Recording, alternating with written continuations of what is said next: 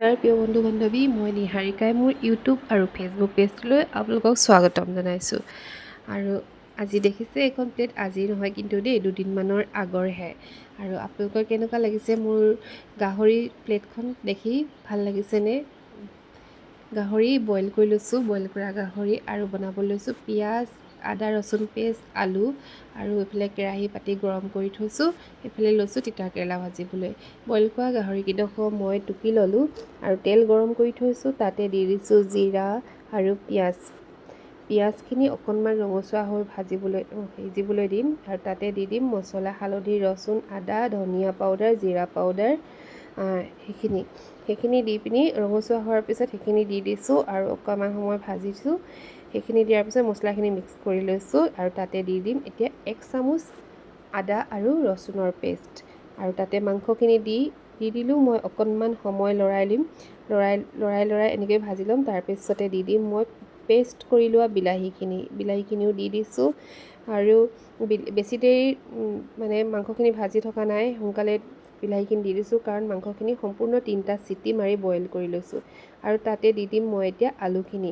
মাংসটো সিজাই আৰু আলুখিনি সিজোঁতে অকণমান টাইম লাগিব আৰু তেতিয়া মাংসখিনিও আৰু অকণমান কোমল হৈ যাব। এনেকৈ লৰাই মই আলুখিনি ভাজি ল'লোঁ। তাৰপিছতে দি দিম এখন ঢাকন দি দিছোঁ। আকৌ ঢাকনখন উলিয়াই লৰাইছোঁ, আকৌ ঢাকন দিছোঁ। তেনেকৈ অকণমান সময় ভাজিছোঁ। আকৌ ঢাকন উলিয়াই দেখিছে লৰাই দিছোঁ। তাৰপিছত দি দিছোঁ কেইডোখৰমান কাটি লোৱা ঔটেঙা এটা আছিলে, সেইকেইডোখৰ দি দিছোঁ। বহুত দিন হ'ল ঔটেঙা দি গাহৰি খুৱাই নাছিলোঁ, গতিকে ভাবিলোঁ কেইডোখৰমান ঔটেঙাও দি দিওঁ, অকণমান টেঙা লাগিলে ভাল লাগে চোবাবলৈ ঔটেঙাকেইডোখৰ। আৰু বিলাহী পেষ্ট কৰি লোৱা মিক্সি জাৰটোতে মই অকণমান পানী দি তাত মাংসত দি দিলোঁ যাতে অকণমান গ্ৰেভি হয়। গ্ৰেভি হ'লে খাবলৈ ভাল লাগে। এয়া মই ভাজি থকা মাংসখিনি ধুনীয়াকৈ উতল আহিলে আৰু সিজিও গ'ল। দেখিছে কি ধুনীয়া হৈছে, ভাল লাগিছে নে আপোনালোকৰ? আৰু আকৌ অকণমান সময় ঢাকন দি দিম। তাৰপিছত মই উলিয়াই দিম, অকণমান সময়ৰ কাৰণে দিম। এয়া ফাইনেলি মোৰ মাংস হৈ গ'ল। আপোনালোকক দেখাই দিলোঁ আৰু এতিয়া বাঢ়ি লওঁ, ঠিক কৰি লওঁ খাবলৈ। এইফালে তিতাকেৰেলা বুট আৰু ঢেকীয়া ভজা, মাংসৰ চব্জি আৰু চালাড। মাংসখিনি বাঢ়ি লৈছোঁ। আজি আকৰ্ষণ মেইন